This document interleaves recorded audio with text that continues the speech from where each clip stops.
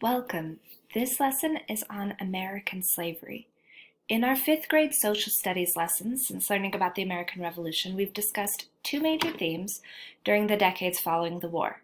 First, westward expansion, and second, the effects of westward expansion on Native Americans. This week, we're covering a third important topic around the same time, American slavery. This is a hard topic in many ways, both morally and culturally. It's a very sensitive topic for many people. And as we discuss and learn about slavery, I ask that you show respect by not using racial stereotypes or negative racial language about any group of people. This is a very basic introduction to the cultural and economic conditions of slavery in America. I will highlight when and where slaves were owned, the conditions of slavery, and briefly about efforts to free slaves. In the next lesson, we'll discuss a timeline of important events. So first, when? At the time that the U.S. gained independence, so Revolutionary War, the war ended in 1783, every single state in the new United States had slaves. And actually, as part of getting the Constitution passed, there were laws passed saying that the U.S. government couldn't make any laws about slavery until 1808. They wouldn't come into effect then. So basically, they're saying the first 25 years of our country, the United States government couldn't pass laws on slavery.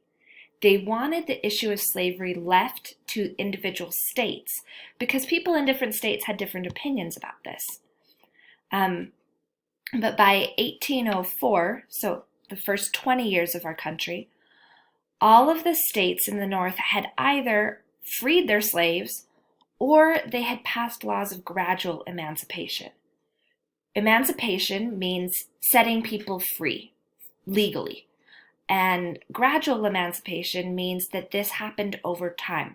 So we're not just going to say, we're going to free all the slaves now. What it usually looked like is that the people who were currently slaves would remain slaves for the rest of their lives, and when they died, they'd be free. And any children that they had, formerly, a child that was born to a slave was a slave for life. And gradual emancipation laws said that when a child reached a certain age, they would be set free. Usually this was about 25 or 28, 30 sometimes. But there were differences between these states because the laws were left up to the states. So in Vermont, they outlawed slavery. They didn't have any slaves at the time. In Massachusetts, it was a court-based decision as early as the 1980s. And some other states, particularly New Jersey and New York, they passed gradual emancipation laws. And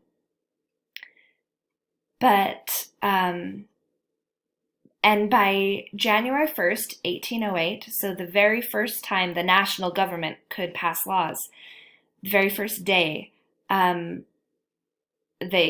passed the law in 1807, but in January 1st, 1808, the transatlantic slave trade was made illegal. So slave trade is different from slavery, and I need to talk about that a little here. The slave trade was taking slaves primarily from Africa and putting them in slave ships across the Atlantic Ocean and bringing them to the Caribbean and to the American colonies and selling them as slaves in the American colonies. Pretty well everybody agreed that this was a horrible thing and that slaves were dying from disease. They were packed together. There's all sorts of horrible things that happened. And so in 1808, people in the U.S. could no longer import slaves from other countries. However, they still had slaves. And in the South, slavery was actually getting bigger. There were more slaves. And they could sell slaves within the states. So sometimes states in the North would actually sell their slaves to Southern states instead of setting them free. And in the South, there were not laws of gradual emancipation. So we're going to talk a little bit more about where. And I want to start with a map. This was through the Smithsonian. Sorry, this map. This shows over time, I can't pause it or I would. Starting in 1790, so the very first census, this shows the population of slaves and where they were. So we can see there were some slaves in New York and Pennsylvania up here and some of the New England colonies. But by 1860, almost all of these slaves in the United States were in these southern states. You can also see a bit through this map how the United States was expanding westward. So there were some reasons why, well, several reasons why slavery was a bigger deal and more populous in the South than in the North.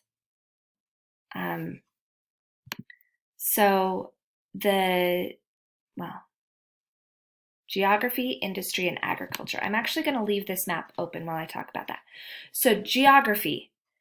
The northern states were colder and more mountainous, and it was harder to grow crops. So most people there would raise some crops for eating, but what they usually did was to sustain life was they would produce things. There were lots of factories in the North.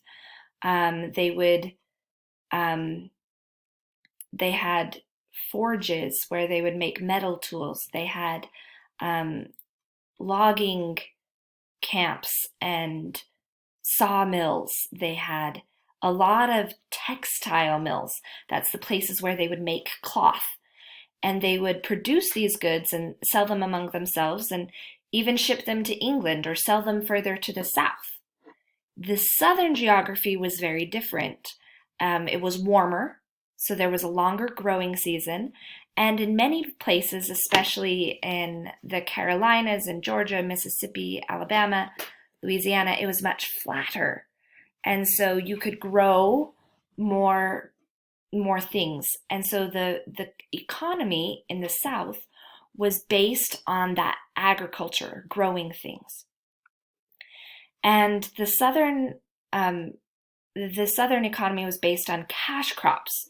So instead of making cloth to sell, they would grow a lot of cotton, and they would sell their raw cotton up to the north and even to England and Europe, where they would turn that cotton into cloth. And they also had other cash crops. Tobacco was a big one to start with, especially in Virginia, and rice and indigo, and there were lots of other crops. But the biggest one, as time went on, was cotton, especially in Mississippi and Tennessee and Alabama and Georgia and the Carolinas. That was big cotton growing country.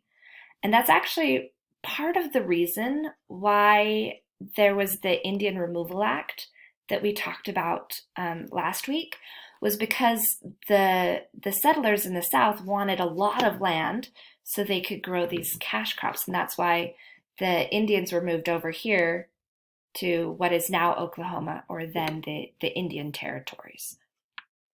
So the geography made the economies very different. The industry, a lot of factories in the North, not many factories in the South, a lot of farming for cash crops in the South, not very much in the North. So that's one of the big reasons why slavery was primarily a Southern thing.